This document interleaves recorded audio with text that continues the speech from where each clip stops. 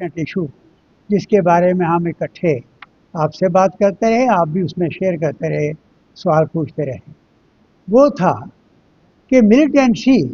جب بالکل پیک پر تھی جموں کشمیر کے اندر، خاص کر کشمیر کے اندر، جموں کے کچھ علاقوں کے اندر، کچھ ضلعوں کے اندر، تو اس وقت کس طریقے سے وہ کنٹرول ہوئی، کیسے اس میں ڈوگرا صدر سبھا کا رول رہا، اور ہمارا جو ایک ونگ تھا نمبردار، چوکیدار اور مہا پنچایت، اس نے کس قسم کا کام کیا کہ ایجنسیوں کو اگر کوئی پتہ لگتا تھا کہ اس گاؤں میں آج رات کو کون آیا، اس گلی سے کون گیا،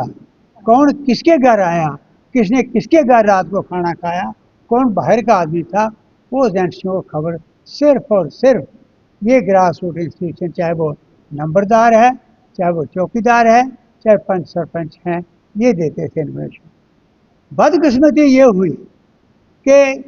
گورنر رول کے بعد اس پر ایک ڈسکشن پتہ نہیں بیوروکریسی کے لیول پر ہوئی، ہم بھی چیف منسٹر سے ملے، ہم حیران ہو گئے اخباروں میں پڑھ کے کہ 100 نمبردار ڈسمس کر دیا، سسپینڈ کر دیا، نہیں جی ہمیں ضرورت نہیں، ہم کوئی نئے لڑکے اس میں بھرتی کریں گے۔ ابھی وہ بھول گئے کہ اس کی بیک گراؤنڈ کیا تھی۔ نمبردار چوکیدار کی بیک گراؤنڈ یہ تھی، وہ ایک ایک گھر کا ممبر جانتا ہے، شکل جانتا ہے، اور باہر کا کوئی آدمی گاؤں میں آ کر نکل گیا تو وہ بتاتا ہے، سمجھتا ہے کہ یہ اس گاؤں کا نہیں ہے۔ اتنی زیادہ انفارمیشن رکھنے والے لوگوں کو انہوں نے ڈراپ کیا یا ان کو بے عزت کیا۔ یہ پہلے بھی ہوا، شیخ عبداللہ صاحب جب چیف منسٹر بنے تو یہ نمبردارہ سسٹم اور چوکیدارہ سسٹم چل رہا تھا، تو انہوں نے کہا 80 روپے اس وقت تنخواہ کی یہ مانگ کرتے تھے، 80 روپے تنخواہ کی انہوں نے نمبردار کی، 80 روپے کی چوکیدار کی۔ تو یہ نمبردار اکٹھے ہو کے گئے کہ ہماری بڑی بےعزتی ہے، تھوڑا سا فرق رکھو۔ تو انہوں نے کہا اچھا ٹھیک ہے، 81 روپے کر دیتے ہیں نمبردار کی اور 80 روپے چوکیدار، 1 روپیہ بڑھایا۔ یہ بھی ایک عجیب سی بات، پر اینی ہاؤ تھوڑا فرق لائے۔ اب جب ہمیں موقع ملا کیبنٹ میں گیا ایز پریزیڈنٹ ڈوگرا صدر سبھا میں رہا، میری پریڈ بھی لگتی رہی، اور میں ایز منسٹر جب گورنمنٹ کے ساتھ تھا تو وہاں پر ہم نے ان کی تنخواہ وہاں سے اٹھا کر 1500 پہلی قسط کی، اور کیا ہم نے کہا کہ یہ ہم بڑھاتے رہیں گے، اور بڑی خوشی سے یہ کام کرنے لگے، اور وہ ملیٹنسی کنٹرول کرنے میں ایک بہت بڑا رول انہوں نے ادا کیا۔ تو آج ہم آپ کے مادھیم سے گورنمنٹ کو اور لوگوں کو یہ کہنا چاہتے ہیں کہ یہ انڈیکیشن ٹھیک نہیں ہے۔ بلاور میں جو ہوا، ہیرا نگر میں جو ہوا، گندو وغیرہ ان علاقوں میں تھے، آگے بھی جڑے ہوئے تھے، وہاں پر کیا ہوا،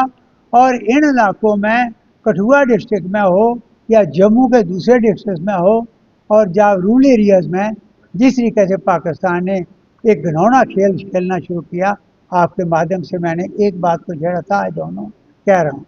وہ یہ کہ ایک تو اس نے دیکھا کہ یہ لوگ دیش بھگت ہیں، یہ ٹوٹتے نہیں ہیں، یہ دیش کے خلاف کام نہیں کرتے، تو ان کو مارنا ہے۔ جنگ سے ہم ان کو کتنی جنگیں ہوئی، لڑائیاں ہوئی، ان کو نہیں مار سکے، اگر مارنا ہے تو ڈرگس ڈالو۔ انہوں نے ڈرگس ڈال دی، اور ایسے ایسے نوجوانوں کے چہرے پیلے نظر آئے جن کو دیکھ کے ہر انسان ڈرتا تھا، اور وہ جنگلوں میں بھی سامنے نہیں ان کا مقابلہ کر سکتے تھے۔ تو پاکستان نے اس گھنونے کھیل میں کون لوگ انوالو ہوئے لوور لیول پر، ایڈمنسٹریشن کے کون ہوئے، باقی کون ہوئے، وہ ہمیں نہیں پتا، لیکن ایک چین بنا لی اس نے، اور آج یہ حال ہے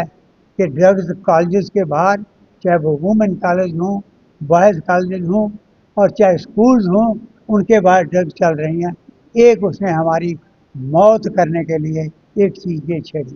اور دوسرا نمبردار چوکیداروں کو آج آرڈر پڑھو، میرے پاس کوئی 60 پیج کا آرڈر ہے جس میں نمبرداروں چوکیداروں کو انہوں نے ذلیل کیا،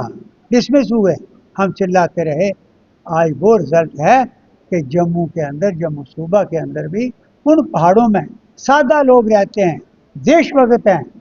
ان پہاڑوں میں جا کر پاکستان نے کس قسم کا کھیل کھیلا، بلاور کا کیا کھیلا۔ میرے ساتھ میرے جنرل سیکرٹری اس ڈوگرا صدر سبھا کے بہت ہی سینئر ایڈوکیٹ ہیں، شری جلمیریا جی، یہ بلاور کے رہنے والے کوئی پوچھنا چاہتے